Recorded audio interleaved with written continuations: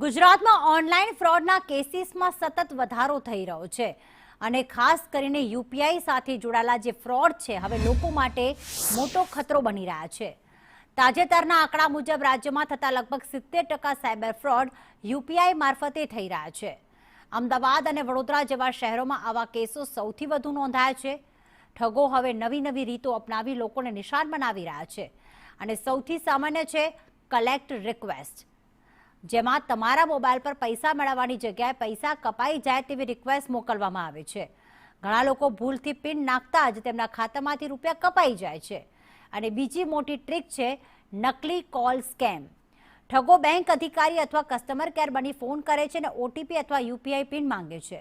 યાદ રાખો, કોઈ પણ બેંક કે અધિકારી ક્યારે ઓટીપી કે પિન માંગતા જ નથી।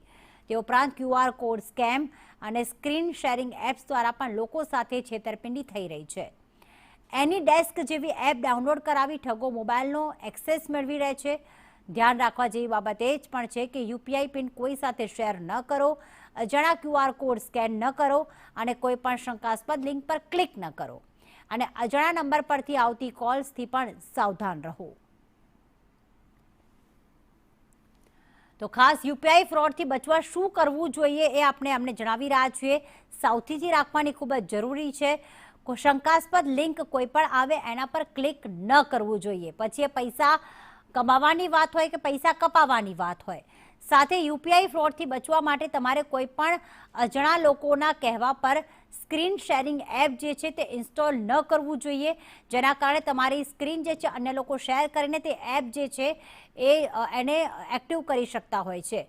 કોઈ પણ ફ્રોડ થાય તો સૌથી પહેલાં 1930 પર કોલ કરીને તમારે એ લિંક છે કે તમારી સાથે જે ફ્રોડ થયું છે, કયા નંબર પરથી ફોન આવ્યો હતો તેની માહિતી આપવી જોઈએ, અથવા તો cybercrime.gov.in પર તમે ફરિયાદ પણ કરી શકો છો, જેના કારણે તમારી ફરિયાદ ધ્યાનમાં લઈને એ ઠગબાજોની ધરપકડ કરવામાં આવે। કોઈ પણ પ્રકારનો જો ફ્રોડ થાય તો પહેલાં તમારી બેંકને પણ તરત જાણ કરો, જેના કારણે એ ટ્રાન્ઝેક્શન અટકાવી શકે છે। કલેક્ટ રિક્વેસ્ટ મિકેનિઝમ જે છે તેનાથી યુપીઆઈ ફ્રોડ થઈ રહ્યું છે।